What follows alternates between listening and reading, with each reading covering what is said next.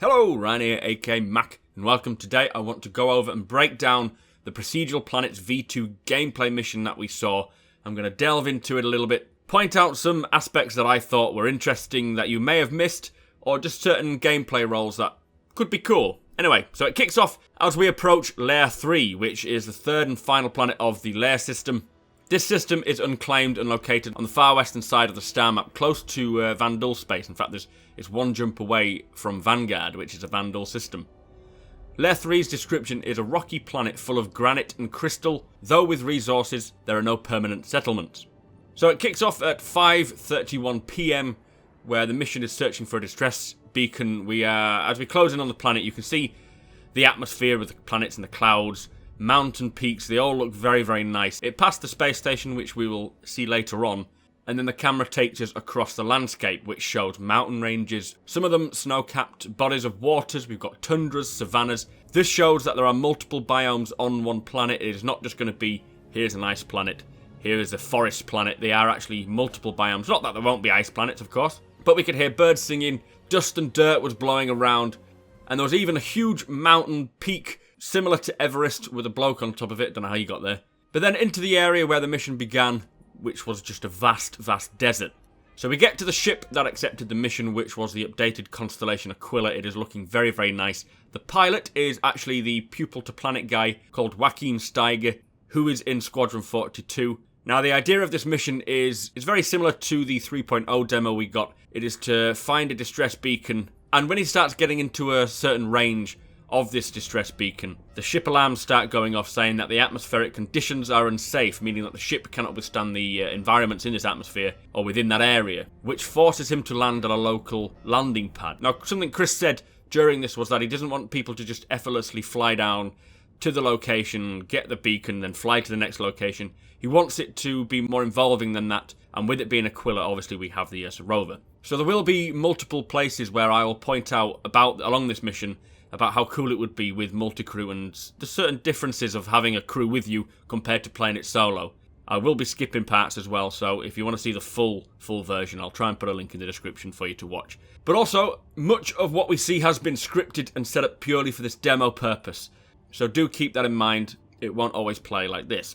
So he heads to the landing zone upon the cliff top, which has just the most amazing views.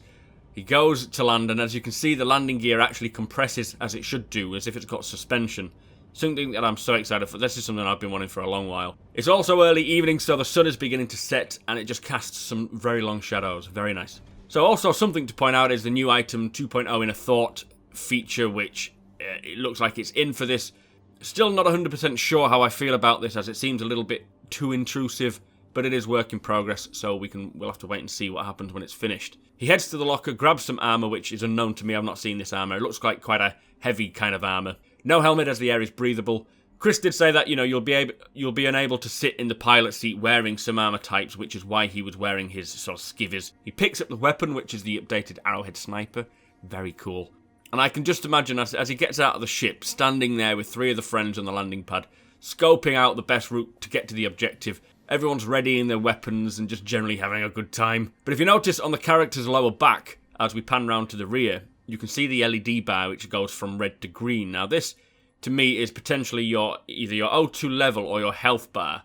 This is what they meant by diegetic UI. Like in Dead Space, it is going to be part of the environment rather than just an overlay on the screen. So while we're stood looking down at the location, you can hear the wind going, the flags are rustling, and you really get the immersion and the presence of being there. The atmosphere is just incredible. The beacon is about 3 kilometers away. Everything you see, however, is explorable. You can walk around the whole planet if you so wished.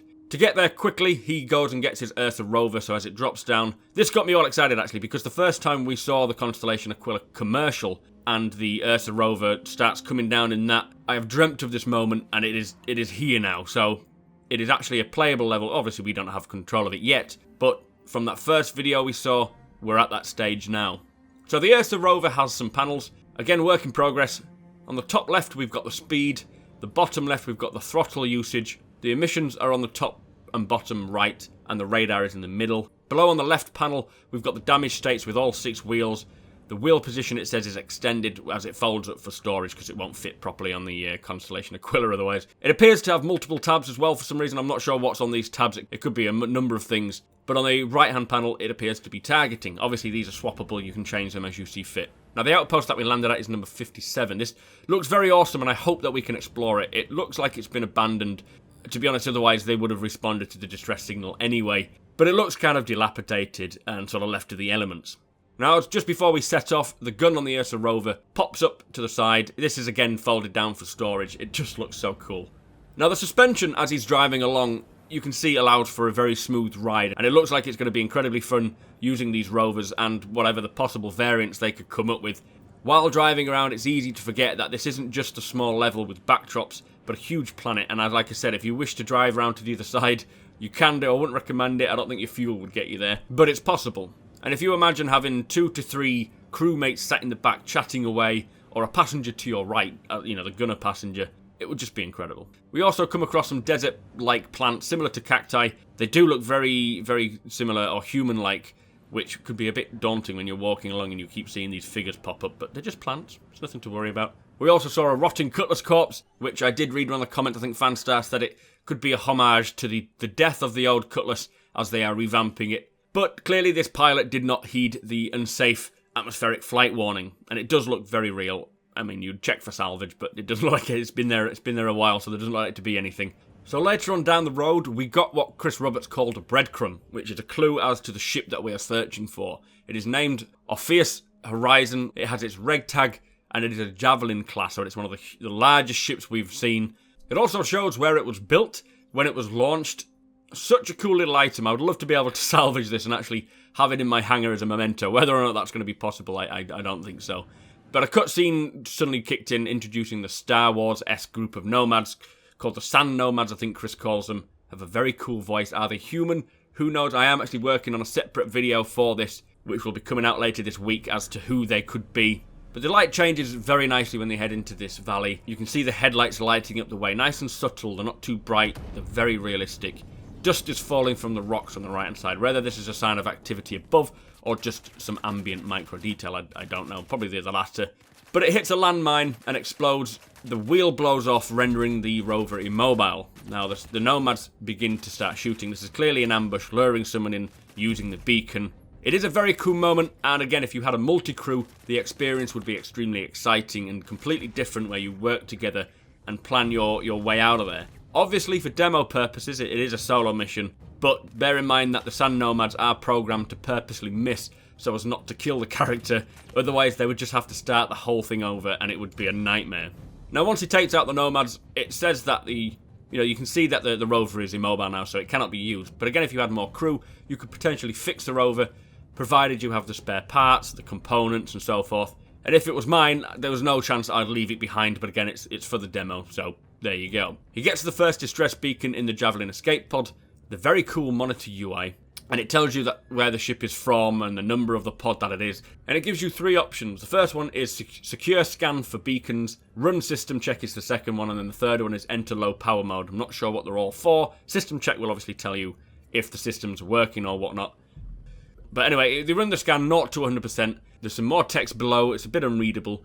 But it shows that they've found another escape pod, and the little radar on there is showing you the location, which then sends that to your mobiglass. Now, jumping back to the multi-crew situation again, the others would be probably exploring right now, securing the location here, maybe fixing the rover or looking for any salvage. It would be nice, though, once you gather this info to your mobiglass, to then need to physically share it between your fellow crew, so that they all have the information, rather than it just putting it out to them straight away. It would just be a nice, cool sort of piece. You could double cross them or whatever. Who knows? So at this point, he finds 2, as Chris says, Sand Nomad dragonflies. Now, again, if this was the persistent universe, they'd be good salvage, or you could sell them. There's a cool little nomadic hut from what looks to be made from a shipwreck. Something to keep in mind is that with all the vehicles, including the rover and the dragonflies, remember the level of customization that they hold. This isn't Battlefront. Each vehicle has components, you can customize them, you can sell the components separately, not to mention you can just take off from the planet and go to another planet, God forbid. But the landscape as he's flying past looks incredibly highly detailed, with little bodies of water and plant life. This is when we get the first glimpse of the impeding sandstorm, which is just amazing, something I've dreamt of for ages. Not sandstorms in general, but the weather that is coming on these planets. Hurricanes, Chris says, is going to be a thing as well. After this, he finds the final escape pod, nestled among dead wood and rocks. You can hear the lightning from the Sandstorm that is closing in ever so slowly. It shows you the other escape pods, which are all on board the Orpheus Horizon. And Orpheus, if you are wondering, is apparently a legendary musician, poet, and prophet from the ancient Greek region, from, if I remember rightly. So something else I'll just like to point out as he's glancing over this sort of small lake. You can see the crystals which have formed on the water, clinging onto little bodies of land. In the ArcStar map, as I read out earlier at the start of this video, the planet has mining opportunities for graphite and crystal. I expect when it comes to mining these crystals, you'll need to laser away at them and then gather them up in some fashion, and I just cannot wait for that. But there was a very cool moment when they scope up to the space station, which is what we passed on the intro to Layer 3. And as Chris Roberts mentions, you can even see the rings turning. The scope of this game is just incredible. So the sun is still slowly setting. The planet in the distance is actually there and can be reached if you had the right ship to get you there. 2 kilometers away, he checks out the view and sees an intriguing sandblast to the left, and you can see something slither away. Quite a sizable creature as well, which we'll get to. You've probably all seen it before anyway, so there's no hiding anything. The Sandstorm looks very intimidating when you start getting closer. It is huge.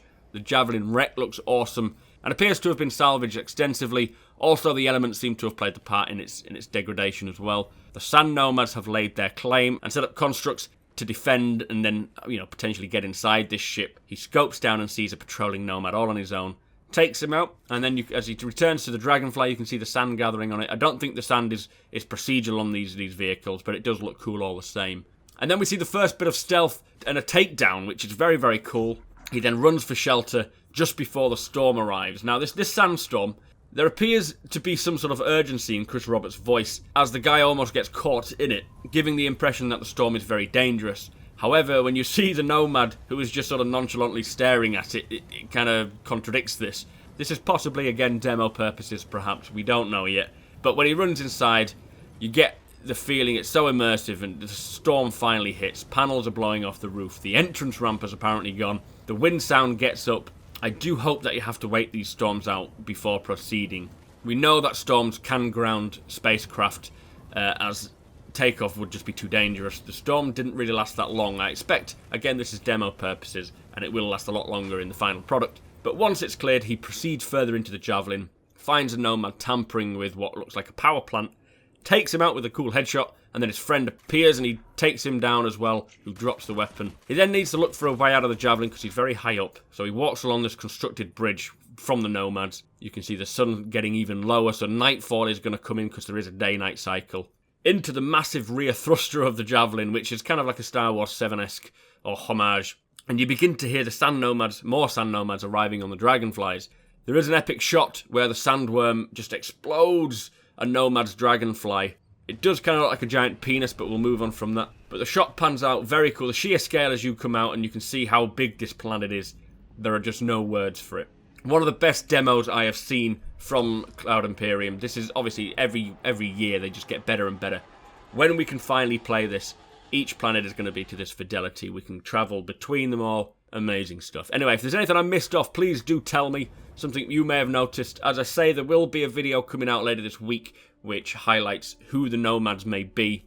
I don't believe they're native.